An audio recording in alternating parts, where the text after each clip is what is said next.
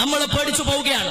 നിയമം കയ്യിലെടുക്കുന്നവരുടെ കൂടെയാണോ നിയമപാലകർ നിൽക്കുന്നത് എന്ന് നമ്മൾ ആശങ്കപ്പെടുകയാണ്. ബോംബെയിൽ കലാപം നടന്നപ്പോ കലാപത്തിന് പ്രോത്സാഹനം കൊടുത്തതും കൂട്ടുനിന്നതും അവിടുത്തെ പോലീസാണ് എന്ന് എഴുതി വെച്ചത്. രാമന്റെ ദുഃഖം എന്ന പുസ്തകം എടുത്ത് വായിച്ചു നോക്കിയാൽ MP വീരേന്ദ്രകുമാർ എഴുതിയിട്ടുണ്ട്.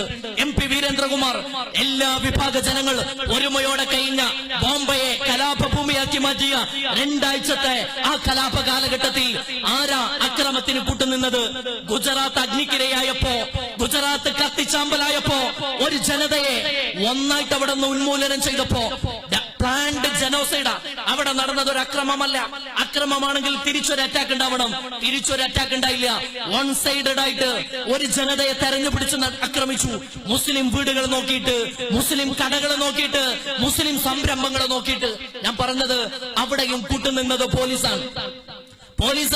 പക്ഷേ നമ്മളെ നാട്ടിലും ചിലപ്പോഴൊക്കെ അങ്ങനെ സംഭവിക്കുമോ എന്ന് വേദനയോടെ നമ്മൾ ആശങ്കപ്പെടുകയാണ്. കാസർഗോട്ടെ പള്ളിയിൽ ഒരു ഉസ്താദിനെ പള്ളിയിൽ പാതിരാക്ക് കയറിയിട്ട് മൃഗീയമായിട്ട് കൊലപ്പെടുത്തുമ്പോ 28 വെട്ടുവെട്ടിയിട്ട് കൊല്ലുന്നവന് ഉസ്താദുമായിട്ട് രാഷ്ട്രീയപരമായ അഭിപ്രായ വ്യത്യാസങ്ങളില്ല, ഉസ്താദുമായിട്ട് വ്യക്തി തർക്കങ്ങളില്ല, സ്വത്ത് തർക്കങ്ങളില്ല. പിന്നെന്തിനാണ് കൊല്ലുന്നത്? ഈ നാട് കത്തേണ്ടത് ചിലരുടെ ആവശ്യമാണ്. നാളുകളായിട്ട് ഇവിടെ പലതും നടന്നുകൊണ്ടിരിക്കുന്നു. നാളുകളായിട്ട് അമ്പലത്തിന്റെ മുമ്പിൽ കൊണ്ടുപോയിട്ട് പോത്തിന്റെ തലയിടുമ്പോഴും അവരുടെ ലക്ഷ്യം ഒന്ന് തന്നെയാണ്. അതേ ലക്ഷ്യത്തിന്റെ തുടർച്ചയാണ് റിയാസ് ഉസ്താദ് കൊല്ലപ്പെട്ടത്. റിയാസ് ഉസ്താദ് കൊല്ലപ്പെട്ടപ്പോ ആവേശം കൊണ്ട ചില ആളുകളുണ്ട് നമ്മളെ കൂട്ടത്തിൽ. വളരെ വൈകാരികമായിട്ട് പ്രതികരിച്ചവർ. ആ പ്രതികരിച്ചവരൊക്കെ ഒരാഴ്ച കഴിഞ്ഞപ്പോഴേക്കും ഉസ്താദിനെ മറന്നു. അവര് മറന്നു. പിന്നെന്താ നമ്മൾ ചെയ്തത്? നമ്മളൊന്നും ചെയ്തില്ല. ഇനി അടുത്ത ഒരു ഇര വരുമ്പോ നമ്മൾ വീണ്ടും വികാരം കൊള്ളും. ഈ വികാരം കൊള്ളുന്നവർ ഈ സമൂഹത്തിൽ ഉണ്ടാക്കിയ നഷ്ടം വളരെ വലുതാണ്. ന്യൂമാൻ കോളേജിലെ ജോസഫ് സാറിന്റെ കൈവെട്ടിയപ്പോ സത്യത്തിൽ 100 ആളെ കൊന്നതിനേക്കാളും പൊതുസമൂഹത്തിന്റെ മുമ്പിൽ മുസ്ലിം സമൂഹത്തെ സംശയത്തിന്റെ നിഴലിൽ നിർത്താൻ ആ ഒരൊറ്റ സംഭവം കാരണമായിട്ടുണ്ട്. കൊടിഞ്ഞിയിലെ ഫൈസൽ കൊല്ലപ്പെട്ടപ്പോ നമ്മൾ സംയമനം പാലിച്ചു. കാസർഗോഡ് റിയാസ് ഉസ്താദ് കൊല്ലപ്പെട്ടപ്പോ ഞാൻ പറയുന്നതിന്റെ വിഷയത്തിന്റെ സെൻസ് മാറരുത് എന്ന് വളരെ വിനീതമായിട്ട് അഭ്യർത്ഥിക്കുക. ഞാൻ പറയുന്നത് ആ ഒരു ആസൂത്രിത കൊലപാതകം നടന്നപ്പോ എങ്ങാനും മുസ്ലിം ഉമ്മത്ത് വൈകാരികമായിട്ട് പ്രതികരിച്ചിരുന്നുവെങ്കിൽ, വികാരത്തിന്റെ പിന്നാലെ പോയിരുന്നുവെങ്കിൽ ഈ നാട് കത്താൻ അതൊരു കാരണമായേനെ. കാസർഗോഡിനെ കലാപഭൂമിയാക്കി അതുവഴി കേരളത്തെ കലാപഭൂമിയാക്കാനുള്ള ആസൂത്രിത ഫാഷിസ്റ്റ് നീക്കത്തെയാണ് വിവേകം കൊണ്ട് നമ്മൾ തോൽപ്പിച്ചത്, കരുതൽ കൊണ്ട് നമ്മൾ തോൽപ്പിച്ചത്. നമ്മളെ വികാരം ഇളകുന്നില്ലെന്ന് കണ്ടപ്പോഴാണ് മലപ്പുറത്ത് ഒരമ്പലത്തിലെ വിഗ്രഹത്തെ നശിപ്പിക്കുന്ന ഒരു സംഭവം ഉണ്ടായത്. അന്വേഷിച്ചു.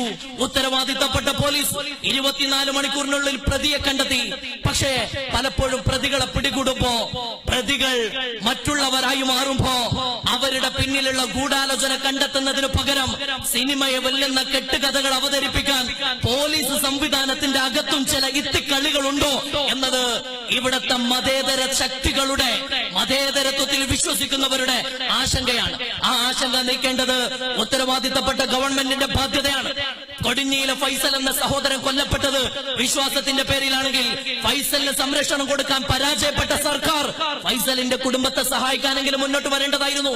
അങ്ങനെ ചെയ്യുന്നതിന് പകരം, ഇരകളുടെ പക്ഷത്ത് നിൽക്കുന്നതിന് പകരം വേട്ടക്കാരുടെ പക്ഷത്ത് നിൽക്കുന്ന സാഹചര്യം പലപ്പോഴും ഉണ്ടായിട്ടുണ്ട്. ഞാൻ നീട്ടിക്കൊണ്ടു പോവല്ല.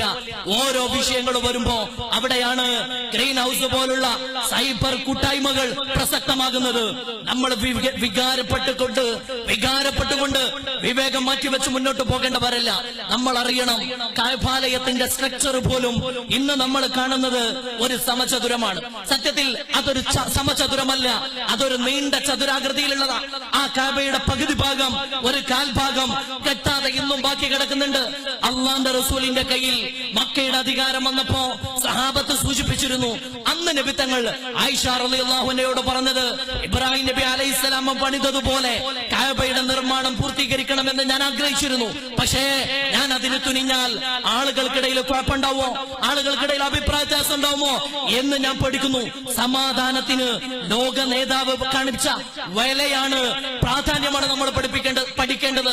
അള്ളാന്റെ റസൂൽ കഅബാലയത്തിന്റെ നിർമ്മാണ പൂർത്തീകരണം, ആ ഉത്തരവാദിത്തം എന്തേ മാറ്റിവെച്ചത്? സമൂഹത്തിൽ സമാധാനം ഉണ്ടാവാനാ. പാണക്കാട്ടെ തങ്ങൾ